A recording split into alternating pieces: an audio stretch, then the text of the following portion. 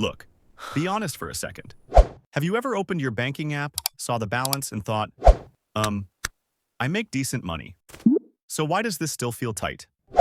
Like, you're not broke. But you're also one emergency away from panic. And here's the weird part. It doesn't feel like a discipline problem. It feels invisible. Here's the thing most people don't realize.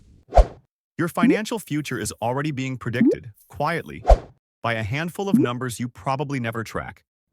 Not your salary, not your credit score, 6 other numbers, and once you see them, you can't unsee them. Most people think wealth is about how much you make. That's the lie. According to data from the Federal Reserve, over 60% of households earning 6 figures still live paycheck to paycheck. So if income explained wealth, that number would be basically 0. But it's not. Because wealth isn't built in big moments. It's built in small, boring, repeated math decisions. And today, I want to show you the 6 numbers that quietly determine whether you ever escape that cycle. Number 1, savings rate. Let's start with the most obvious one, and also the most misunderstood. Your savings rate. Not how much you save, but what percentage of your income you keep. Here's what most people don't realize. Saving $500 a month on a $5,000 income is radically different than saving $500 on $10,000. One builds leverage. The other builds comfort. Historically, people who reach financial independence save between 20% and 50% of their income. Now you might be thinking, yeah, but that's not realistic for me. And I get that. But here's the psychology behind it. Savings rate isn't about money. It's about identity. It's proof you can live below your means.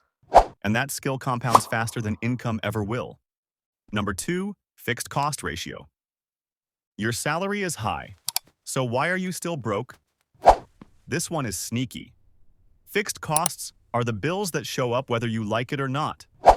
Rent, car payment, insurance, subscriptions you forgot existed. Here's the rule.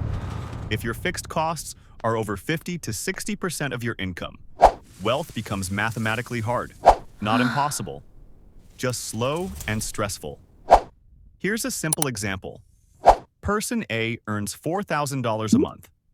Fixed costs, $2,800.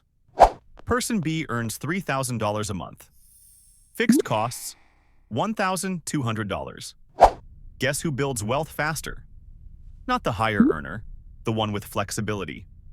This is where lifestyle creep quietly ruins people, because fixed costs don't feel dangerous. They feel normal. Most people never reach their first $100,000, and it's not because of the market.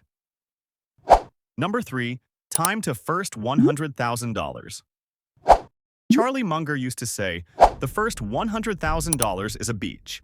And he was right, because this number isn't about returns. It's about behavior. If it takes you 20 years to save your first $100,000, the issue isn't the market. It's consistency. Here's why this matters. At 7% annual growth, $100,000 becomes about $760,000 in 30 years, without adding another dollar. This is where it gets really interesting. The hardest part of wealth isn't investing. It's not quitting. Number 4, debt interest drag. This one hurts.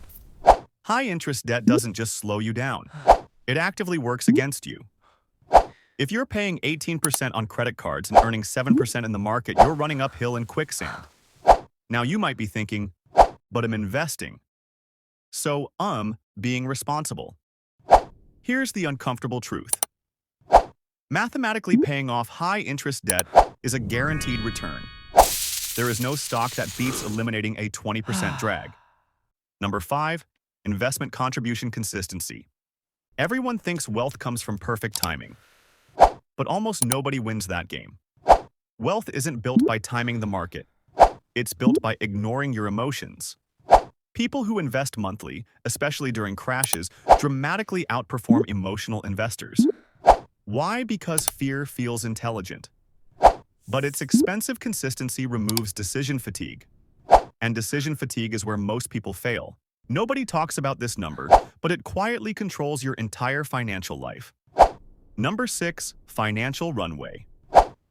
This is the most overlooked number of all financial runway. How long you can survive without income. Most people have less than 3 months. That creates panic decisions, bad jobs, bad investments, bad compromises, runway buys. Clarity creates leverage. Here's the real flex. Wealth isn't money. It's options.